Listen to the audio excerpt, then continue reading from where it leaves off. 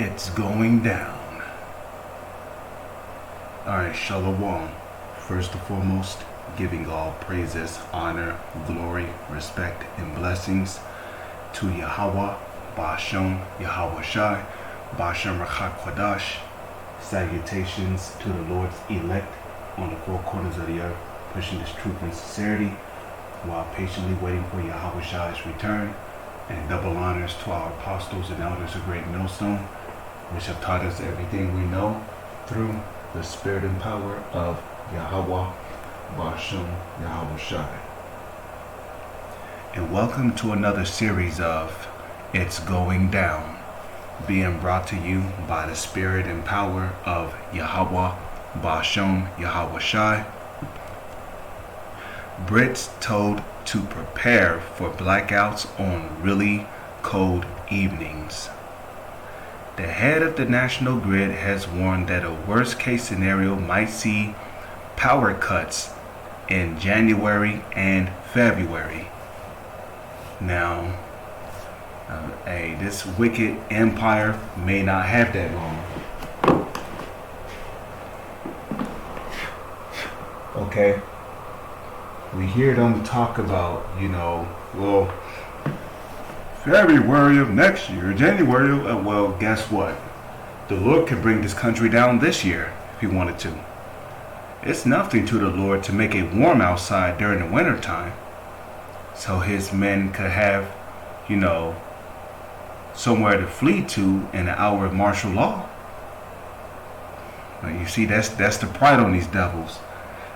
And furthermore, when you go to James the 4th chapter, it tells you, you know not what shall be on the morrow, for what is your life? It is even a vapor that appear for a moment and vanisheth away. For that we ought to say the Lord's will. And a lot of these devils, they don't have that kind of mentality. They don't have the mentality of, Lord's will. They put out a particular date and that's that. Well, hey, that's why, like Yahweh Shai said, no one knoweth the hour at which the Son of Man cometh. But if the Lord wanted to, he could send his son back as early as this year.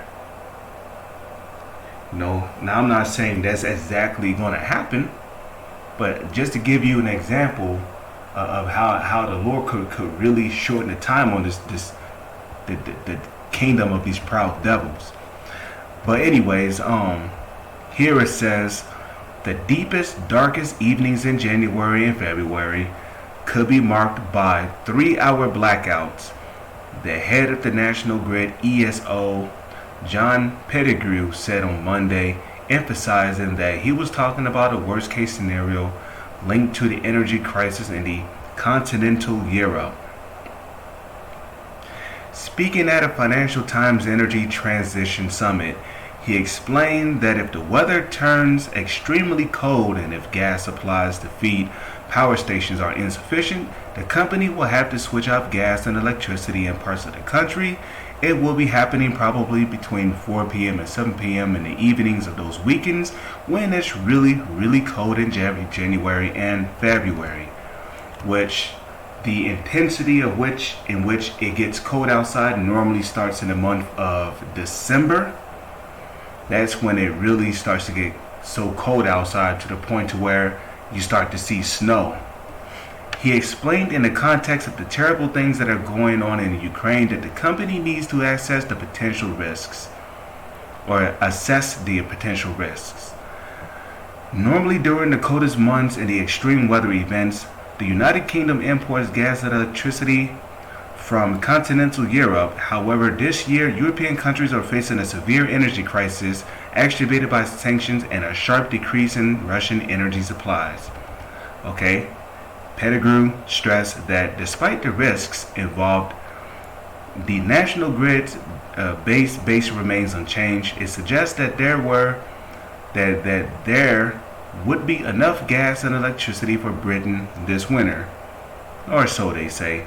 According to the National Grid strategy set to come into force on November 1st, which will be next month, which that is quickly approaching, in case there are no electricity imports from continental Europe, The company will deploy its mitigation strategies, including dispatching the retained coal units, which mitigation also means to cut back on the usage of gas, which they probably won't mention in this article, in a more extreme scenario involving a hypothetical escalation of the energy crisis in Europe and the deficit in gas as well as the electricity supplies. The National Grid admits there might be interruptions to customers for periods. Man, overall, this is likely to be a challenging winter for energy supply throughout Europe. The company warned any plans for scheduled power cuts in the UK must be approved by the government and the monarch. Last week, the head of Russian energy giant Gazprom, Alexei Miller, said that Europe will survive this winter, but the winters of 2023 and 2024 would demonstrate the energy crisis has not come to the short period of time, and the causes of the energy crisis are systematic. And I don't see this wicked kingdom continuing to no goddamn 2024. Their inward thought is that their houses shall continue forever.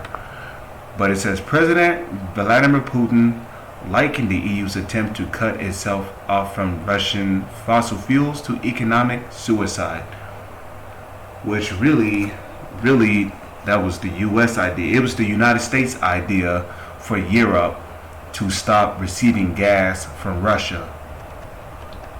So you can blame the United States for that. Okay.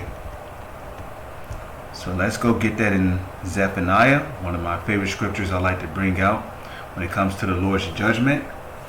This is well, I just got it right here. Okay, never mind, it popped up this time.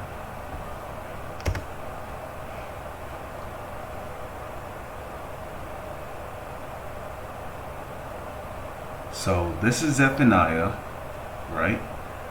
Chapter 3, verse 5. It says, "The just Lord is in the midst thereof. He will not do iniquity. Every morning doth he bring his judgment to light. He faileth not, but the unjust knoweth no shame." So every morning doth the Lord bring his judgment to light. Okay, you got Britons who are being told to prepare for blackouts on really cold evenings. Okay, that's judgment coming from the Lord. And why is this judgment coming from the Lord? Well, the book of Psalms tell you why. Okay? Psalms chapter 7, verse 11.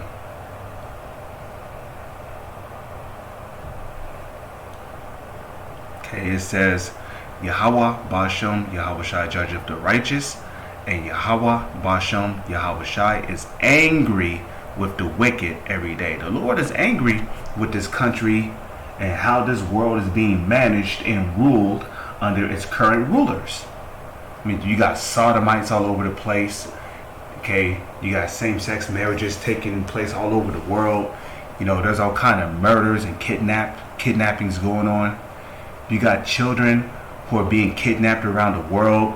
They're being raped. They're being put on sex trafficking rings. Okay, you got humans, people who are being kidnapped and being sold into slavery.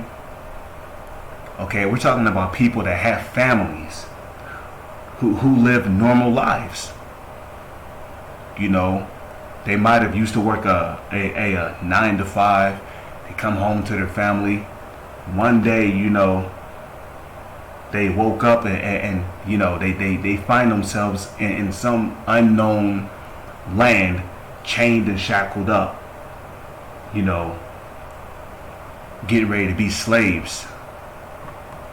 You know, whole families are just in mourning. Animals are in mourning. You know, animals can't even live on a planet and perform their functions correctly. Okay, you got crossbreeding going on. You got human experimentations going on in these secret underground laboratories. Okay, all kind of viruses and diseases being manufactured in these secret underground labs. You got all kind of experimentations with animals going on. animals and human genes are being mixed together to create new hideous species. The whole world is jacked up. And it tells you that in Isaiah. So let's get Isaiah chapter 24, verse 5. Isaiah 24 and 5, it says, "The earth also is defiled under the inhabitants thereof." Why? Because they, who's the they? The they is talking about the Edomites. And that's really starting with the so-called elites.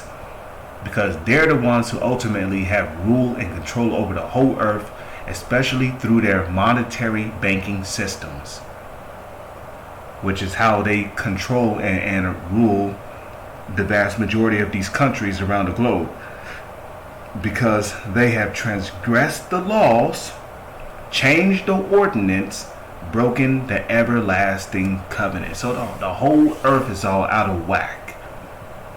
And that's why we are praying and hoping that Yahweh shall come back soon.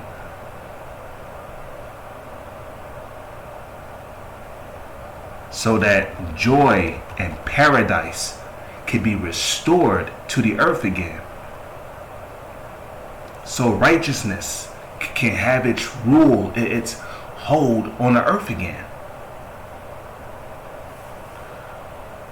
But you got Israelites out there who don't want that. They're okay with this rulership. Well, guess what? According to biblical prophecy, right, if you're an Israelite, which will be a so-called Negro, Latino, or Native Indian, if you have not repented and come back to the Lord said you're going to perish with this devil. You're going to perish right along with this country. Because the Heavenly Father, neither is his son, neither are they okay with this country. But then they'll say, well, wait a minute, hold on though. How come we're still here then? How come we're still in captivity? Obviously the Lord likes something about this. No. In 2 Thessalonians, the 2nd chapter, it tells you, he who will now letteth till he be taken out of the way.